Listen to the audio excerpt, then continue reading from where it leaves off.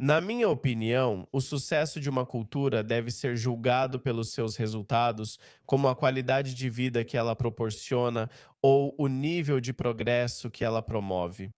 Essas são as métricas que, na minha opinião, deveriam ser usadas para determinar o sucesso de uma cultura. Por exemplo, eu sei que muitos indianos ficam chateados porque os indianos construíram grandes templos, sociedades complexas, mas sempre foram conquistados por estrangeiros, primeiro pelos muçulmanos e depois pelos britânicos. E eles sempre dizem: Ei, nós teríamos nos tornado um país de primeiro mundo se não tivéssemos sido colonizados. Bem, olá, de quem é a culpa disso? Uma grande civilização não está completa a menos que também possa se proteger construindo exércitos, certo? Então, acabei de ver esse vídeo que viralizou nas redes sociais, em que aparece uma mulher britânica corajosa. Ela está dizendo as coisas como são. Ela diz que a cultura britânica é superior à cultura paquistanesa. Acho que essa é uma forma justa de colocar a questão. Venho dizendo isso há muito tempo e fico feliz que algumas pessoas brancas estejam falando assim. Veja esse vídeo. Você continua mencionando o Paquistão como um ponto, talvez sugerindo que eles sejam de alguma forma culturalmente inferiores. Não quero colocar palavras na sua boca. Isso é realmente muito gentil da parte dela. Eu ainda não assisti ao debate completo, mas vou assistir. Este é o debate completo. Você pode ir assistir nas redes sociais. Obviamente tem 2 horas de duração, então não vou passar para você aqui agora. Mas se ela está usando o Paquistão como exemplo, isso é realmente muito gentil da parte dela, porque existem exemplos muito piores por aí. Por exemplo, o Afeganistão. Sabe, eu escolho propositalmente um país intermediário. E acho que o Paquistão se encaixa perfeitamente no meio. O Paquistão não é tão tribal quanto o Afeganistão, mas obviamente também não é um exemplo de alguma cultura superior. E por que não falar sobre isso, especialmente porque nasci no Paquistão?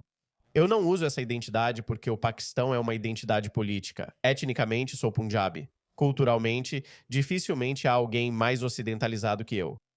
Meus defeitos também são ocidentais. Então, sim, parabéns pra você por dizer isso. Você cita o Paquistão, parecendo insinuar certa inferioridade cultural em relação, por exemplo, à França. Não quero interpretar suas palavras, mas é essa a impressão. Eu diria que a cultura britânica é definitivamente melhor do que a cultura paquistanesa, sim. Bem, tudo bem. Tudo bem. Então, quais partes específicas da cultura paquistanesa são inferiores? Eu diria as punições por blasfêmia. Isso não faz parte da cultura paquistanesa. Como assim não faz parte da cultura paquistanesa? Faz parte da cultura paquistanesa. Está enraizado na cultura do Paquistão. Centenas de pessoas já foram mortas por blasfêmia por multidões paquistanesas. Na verdade, pode-se argumentar que o Estado do Paquistão. Então, um governo é representante do seu povo. E esse também é o caso no Paquistão. No Código Penal do Paquistão, a pena para blasfêmia é a pena de morte, certo? Eles não executam as sentenças de morte por causa de pressões externas, por causa da pressão dos países ocidentais. Acho que a União Europeia ameaçou o Paquistão notoriamente para que se comportasse e não executasse Asia Bibi. Bibi, cristã acusada injustamente de blasfêmia, mesmo sem ter cometido tal ato. Eles ameaçaram o Paquistão dizendo que a União Europeia iria cancelar o status de SP Plus ou algo assim, que permite ao Paquistão exportar seus produtos para vocês, para a União Europeia, sem tarifas extras. Então, basicamente, um acordo de livre comércio. Então, né, o Paquistão disse, ok. Então, esses são os motivos pelos quais o Paquistão, porque o Estado paquistanês não executa pessoas por blasfêmia, mas há dezenas de pessoas, provavelmente cerca de 50 supostos blasfemos, eles estão atualmente apodrecendo nas prisões paquistanesas. No entanto, esse é o motivo pelo qual o povo paquistanês não confia mais no sistema judicial. Então, o que eles fazem é realmente linchar pessoas nas ruas sempre que alguém é acusado de blasfêmia. Então eles dizem: bem, qual é o sentido de seguir a via legal? Qual é o sentido de fazer isso se eles não vão ser executados? Então por que não realizamos a execução nas nossas ruas? Michal, isso aconteceu com Michal Khan e com tantas outras pessoas. Ao longo dos anos, cobri tantos casos assim que nem lembro todos os nomes. Michel Khan é o mais importante porque, quando ele foi linchado por uma multidão devido a acusações de blasfêmia, isso se tornou um momento crucial na minha vida. E foi aí que decidi me tornar um ativista. Antes disso, eu era quieto. Eu já tinha sido ateu. Eu já era ateu há mais de 10 anos, em 2017, quando Michel Khan, estudante universitário, foi morto por uma multidão acusado de blasfêmia. Foi aí que decidi me tornar um ativista. Então, sim, isso faz totalmente parte da cultura paquistanesa. esse cara não sabe do que está falando. Pessoas são executadas por blasfêmia contra o Islã no Paquistão. Também sei que muçulmanos Ahmadiyya enfrentam perseguição estatal. Nem me faça começar a falar sobre os Ahmadis. Então, o Islã Ahmadi é uma seita do Islã que a maioria dos muçulmanos não reconhece como parte do Islã, mas eles se veem como muçulmanos. Então, está inserido na Constituição do Paquistão que essas pessoas não são muçulmanas, mesmo que elas insistam em ser muçulmanas.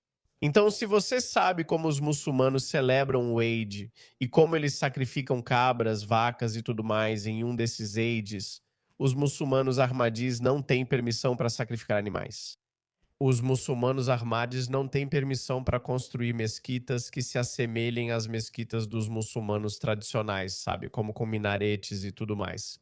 Então, há dezenas de vídeos que você pode ver onde multidões paquistanesas invadem as casas dos muçulmanos Ahmadis só para ver, ei, você também sacrificou uma cabra? Porque sacrificar cabras faz parte da prática muçulmana. Você não tem permissão para fazer isso. Existem muitas mesquitas, deixe-me mostrar. E nenhuma ação é tomada contra eles. Eu já falei muito sobre isso. Então, essa aqui, essa jovem, muito bem, é bastante instruída no que está fazendo. Olha isso.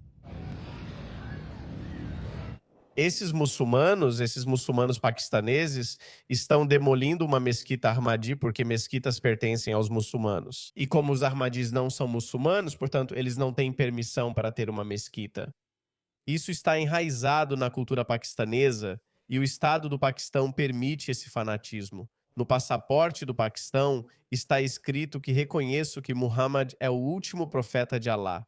Eles adicionaram essa frase no passaporte justamente como uma provocação aos Ahmadis, porque é nisso que os Ahmadis diferem do Islã tradicional.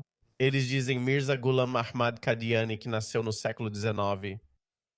Eles não dizem explicitamente que ele é um mensageiro, mas há uma pequena nuance que eles acrescentaram que o separa do restante da comunidade muçulmana. De qualquer forma, o que essa mulher está dizendo, Connie Shaw, o que ela está absolutamente certa. É discriminação sancionada pelo Estado. E a sociedade em geral é ainda mais hostil aos Ahmadis do que o próprio Estado do Paquistão.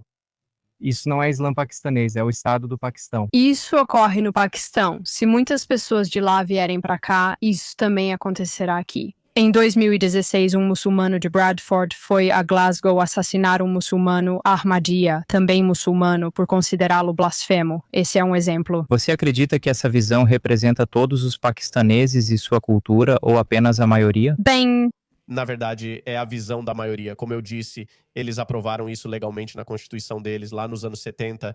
E se você fizer uma pesquisa hoje no Paquistão, eu diria que 90% da população paquistanesa diria sim, os Ahmadis não são muçulmanos. Portanto, todos esses atos discriminatórios são justificados. Eles podem discordar se você deve ir e demolir as mesquitas deles, mas ninguém ousaria dizer isso publicamente.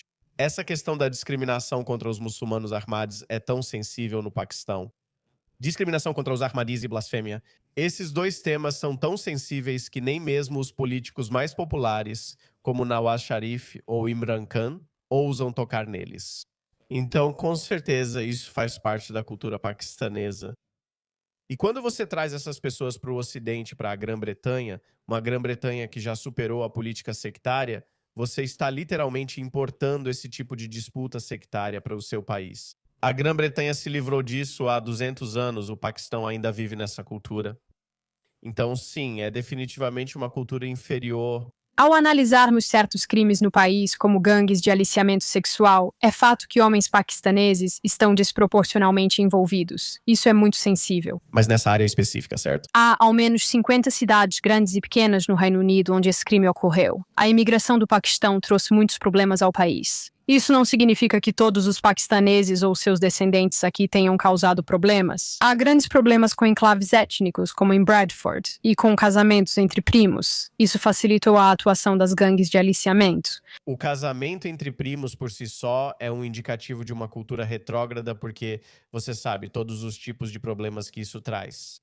parentesco entre os envolvidos nos estupros de meninas, muitos eram irmãos ou primos. Devido ao modelo familiar tribal no Paquistão e ao casamento entre primos, os laços familiares são muito fortes, diferente da Grã-Bretanha e do Ocidente, onde esse casamento foi proibido há tempos. Já falei sobre isso com um paquistanês, embora pessoalmente não tenha vivido. Connie, você pode falar comigo e eu vou te dizer. Você está certíssima. 100% ela está certíssima. Eu pesquisei muito. Eu acho que você tentou fazer ela duvidar da própria percepção.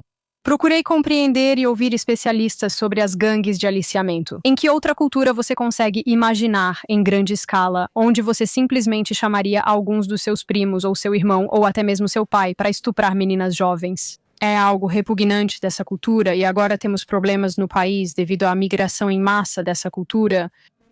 Isso não teria acontecido se não houvesse paquistaneses de Mirpur ou mesmo paquistaneses em geral na Grã-Bretanha, certo? Isso não quer dizer que a sociedade britânica não tenha seus próprios problemas. Mas isso não significa que, só porque você já tem seus próprios problemas, deva importar também os problemas de outras culturas. Algumas culturas são inerentemente primitivas, inerentemente atrasadas. E como eu disse, na minha opinião, você deveria...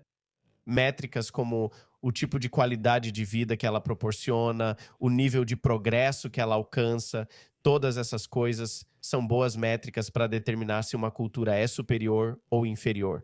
Disse que o multiculturalismo é um problema. Muitos dos desafios culturais atuais no país são resultado da migração em massa de países muçulmanos. A imigração para este país realmente mudou a forma como nossa força policial opera, por exemplo, a maneira como o sistema de justiça funciona, o que as pessoas podem ou não podem dizer no ambiente de trabalho. Isso mudou nossa cultura a ponto de o Ministério Público tentar processar quem insulta o Islã, parlamentares pedirem para proibir a profanação de livros sagrados e o primeiro-ministro concordar. Quero dizer, há tantos exemplos que vemos todos os dias na Free Speech Union da influência das leis de blasfêmia islâmicas entrando pela porta dos fundos e tendo um impacto real em nosso país. Isso não aconteceria sem a migração em massa.